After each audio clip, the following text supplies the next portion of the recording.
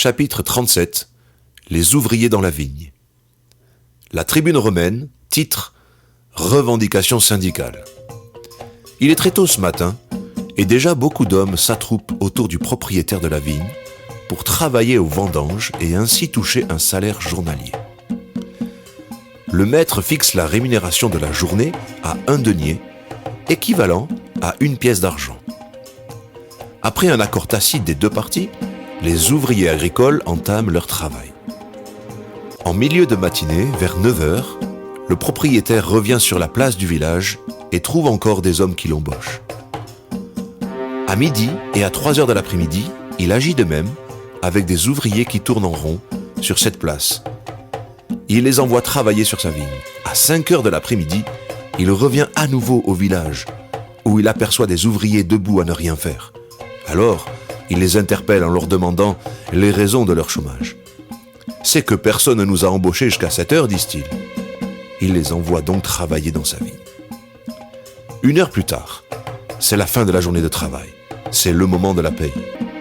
Le propriétaire désire que son gérant commence par rémunérer les derniers arrivés pour terminer par les premiers, en leur offrant à chacun le même salaire convenu, soit 1 pièce d'argent.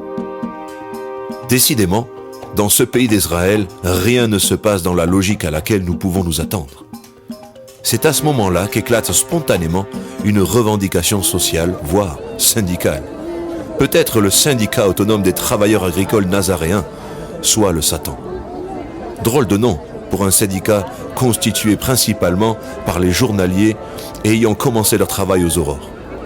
Ils prennent à partie le gérant quant à la pénibilité de leurs conditions de travail sous une chaleur accablante, sans prendre le temps ni de boire ni de manger, et l'injustice de la rémunération qui ne tient pas compte des heures effectivement effectuées. Alors intervient le propriétaire, interpellant avec beaucoup de charisme le représentant syndical pour lui signifier qu'un accord bilatéral avait été pris sur le montant forfaitaire du salaire journalier avant le début de l'embauche. Je suis le seul responsable de mes richesses. Et si je désire offrir le même salaire à chacun d'entre vous, c'est mon droit. Est-ce que par hasard, je n'aurai pas le droit de faire de mon bien ce que je veux? Ou bien serais-tu jaloux de ma générosité? Voilà comment les derniers seront les premiers, et les premiers les derniers.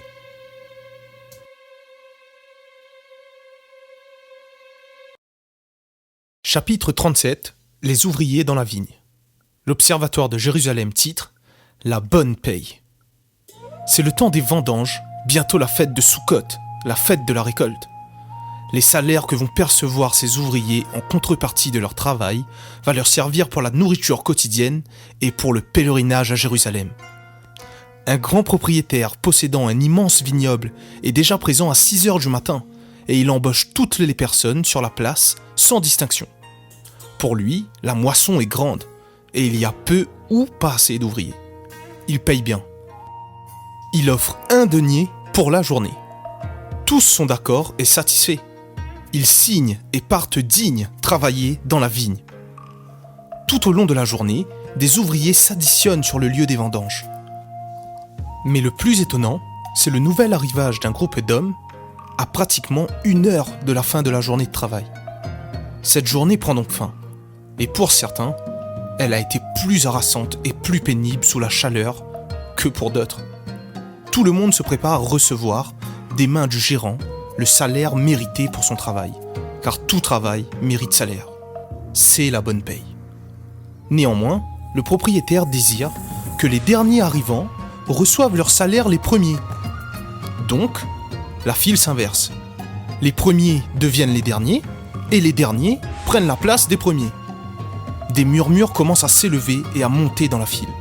Lorsque les ouvriers de la dernière heure perçoivent un salaire identique à ceux de la première heure, qui, eux, pensent que s'ils ont travaillé plus, ils doivent gagner plus.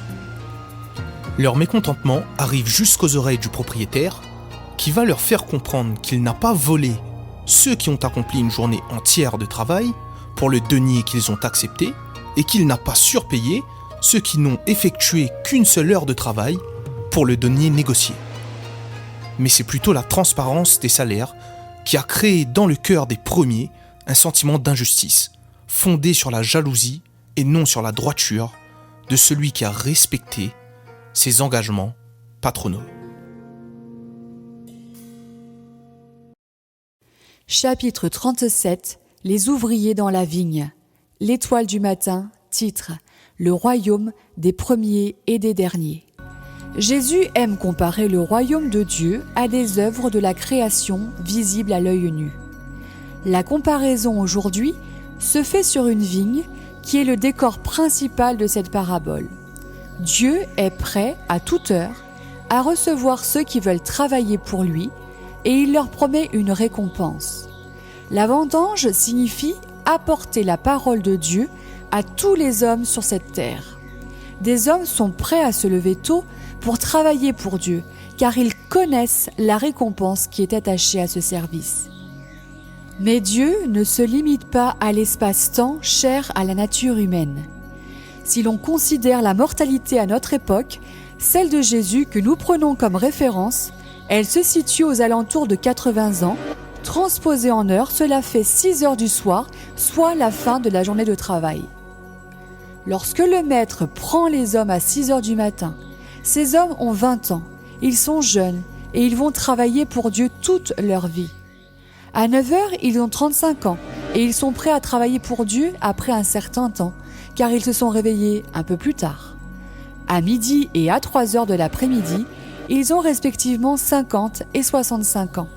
Ils ont mis le temps, ils ont vécu, ils ont eu diverses expériences de la vie pour venir maintenant vers Dieu et travailler pour lui. À 5 heures de l'après-midi, transposé en âge, cela fait 75 ans. Ils abordent la dernière ligne droite de leur vie et Dieu les prend en leur demandant néanmoins « Pourquoi vous tenez-vous ici toute la journée sans rien faire ?» Autrement dit, qu'avez-vous fait de votre vie ? Ils répondent « C'est que personne ne nous a loués. » Ils sont trop vieux, sauf pour Dieu, en sage qui les engage. Car si l'homme extérieur dépérit, l'homme intérieur peut être renouvelé.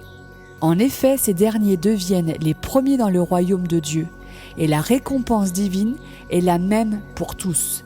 Ainsi, la nature humaine reprend le dessus. Les jeunes qui ont travaillé dur toute leur vie pour Dieu ne comprennent pas que ceux qui viennent d'arriver reçoivent les mêmes privilèges qu'eux. Mais Dieu est au-dessus des pensées des hommes, et Jésus, son Fils, est le seul qui peut nous faire comprendre la pensée de Dieu.